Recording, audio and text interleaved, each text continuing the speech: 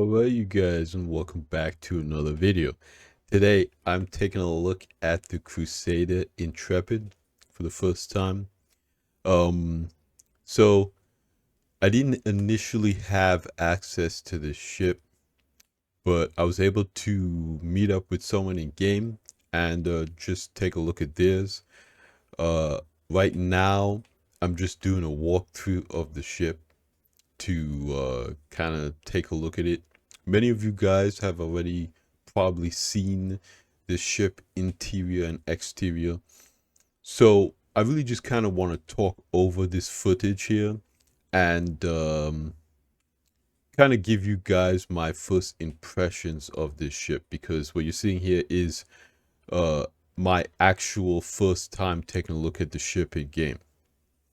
And I think it's doing some really interesting things. Now, obviously, the exterior design is going to be very polarizing, and its standard layout is also going to be something that a lot of people kind of question. Now, this ship has size 1 components and a single size 3 gun. And if you're comparing it to ships like, I would say, the Avenger and the Nomad, even the Mustang, these ships are more equipped. But you also have to take into account that these ships are more expensive. I don't know what the price of this is going to be. My hope, based on the way that it's set up, it's coming in at around the same price as the Cutter, as the Aurora, as the Mustang, between $45 and $50. Now, when IAE goes out, uh, there's more likely gonna be a new game package that goes along with this ship, right? So you'll have more than likely like a $10 edition on top of that for the actual game, besides the ship, right? So I would say $45 war bond and $50 with store credit. I think at that price, this ship is actually pretty attractive because it has a lot going for it. It has a bed to log out in. It has a suit locker, so you can have a different loadout. It has that large weapons rack as 2 primary weapons. It has storage so you could put your drinks. Um, and then it has 8 SCU of cargo in the back. Uh, I think that the main focus of this ship was the interior at the end of the day. But that's not necessarily a bad thing. Creature comforts might be more important as time goes on, as the game becomes more developed, as we get closer to 1.0. But it's a lot of usable interior space. It's not just set dressing. At the end of the day, my biggest qualms with the ship is probably going to be that cargo area. I wish they kind of unified it into one elevator instead of having 2 on each side, because one wider elevator would be more usable than the 2 narrow elevators on either side. But it is a really cool implementation. And if you're comparing it to other starter ships like the Sulin's cargo, the Sulin has 6 SCU cargo, and the way that it's kind of set up, you can't really use a 2 SCU box. You can have 4 2 SCU boxes here. So, I mean, that is an advantage over something like the Sulin. Also, I kind of think that when it comes to its its flight profile, it is very maneuverable.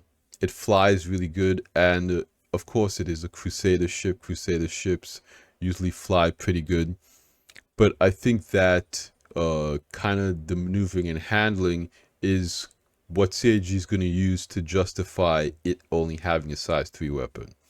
I think personally that if CIG upgraded it to a size 4, it wouldn't take anything away from this ship, but or the competition for that matter. But again, at the end of the day, it comes down to that price.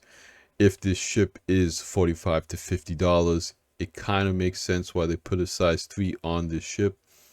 But if you know, the ship is more money than that, $65. I do think that they should upgrade it to a size 4, because at that price range, you're kind of competing with ships that have better value. And what I tell a lot of new backers is that the ships you really kind of want to look at are the Avenger or the Nomad. You get either of those ships, and that's kind of all you need to buy in this game. Those two ships will get you to the gameplay that you want to get to, whether that be mining, salvage, combat. Combat especially for the Avenger, and if you're interested in industrial stuff, I would definitely go with the Nomad. So where this ship lies specifically, I don't know, because it doesn't seem like it's going to be a strong contender with combat, and it doesn't seem like it's going to be a strong contender with cargo, with only 8 SU. So in my personal opinion, this is going to be a lot of people's runabout ship. You know, if you want to get around the verse. I do want to do a comparison of this ship to other starter ships, you know, at around IAE time, when we actually get the full stats of this ship. But it's not a bad little ship. I think that, you know, it is polished, because CIG ship pipeline now, they're a lot more efficient. They know how to make ships at the end of the day. I think that they probably cranked this one out pretty fast. A lot of, again, the design is very polarizing. I think that, you know, there are some people that really like it. There are some people that really hate it. I fall somewhere kind of in the middle. I really enjoy the interior. I think the outside is okay. It's definitely not on par with some of the other ships. I think that, you know, they could have did a little bit more to maybe, you know,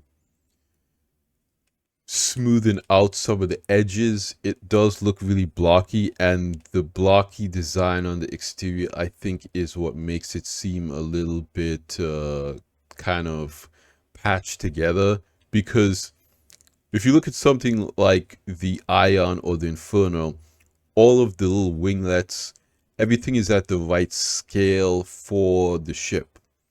But when you look at this ship, especially in this footage here on the exterior, it has a lot of missized parts on it. Like the engines look too small, the panels look too thick, the winglets look too close together. Everything kind of just looks like it's at the wrong scale and size. Like, some of the panels are designed for a larger ship, and you know, it is what it is at the end of the day. I think that there is a possibility that CIG might make variants of this ship. Maybe they might make a combat variant that has a larger weapon. I think that would be, you know, very popular with a lot of people. But and again, you look at what other starter ships have, and you know, most all other starter ships have variants. You know, the Cutter, the Reliant, the 100 series, the basically all of them, the Mustang series. So I think it is very possible that CIG is going to make a variant of this ship, but as it sits right now, I don't know if they're going to do that. If you look at the show floor, it looks like there's only room for one ship. So I think variants might come later down the line, but I don't know. If you guys again have been keeping up with everything that's been going on, there is also the medical terrapin and the Hornet Mark II Ghost and Hornet Mark II Tracker. Now, the Ghost and the Tracker do look like very nice ships, but again, they're going to be very expensive and very specialized. So in my personal opinion, that's something that I think would be better purchased in game. Unless you have the store credit and you kind of want to move things around, sure, why not? But it is those two ships I would say are absolutely kind of steer clear from, unless there is some type of war bond upgrade to them. I think if CIG did that, you know, that would be an easy way for them to make a little bit of money this IAE. to have some war bond upgrades to that. And then with the medical terrapin again, if they have some war bond for the medical terrapin, I think it makes sense, but it's probably going to be a very expensive ship, and its primary use case would be its armor, right? Because you have the medical Pisces, and that kind of does it exactly what you need it to do when it comes to respawning and stuff like that. So if you absolutely need the armor of the terrapin, if you're doing bunkers, you helping people in combat areas, and of course at the end of the day there are going to be people who are very excited for the mega terrapin, but in my opinion, if you're not doing a lot of medical gameplay, if you just need a respawn ship, I think the medical Pisces is a little bit better.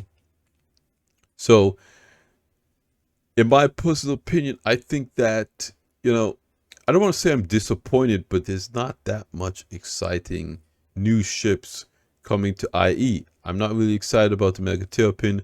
Again, the Ghost and the Tracker are cool, but I don't really need them. And then this Intrepid, I don't think I need an Intrepid either. So I don't really see anything that I'm really interested in buying at this year's IE. But I want to know what you guys think.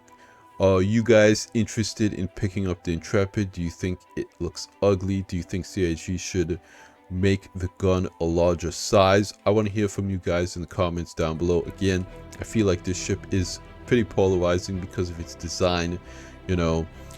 Crusader is pretty famous for that asymmetrical design language, but I don't think it's as successful in this ship.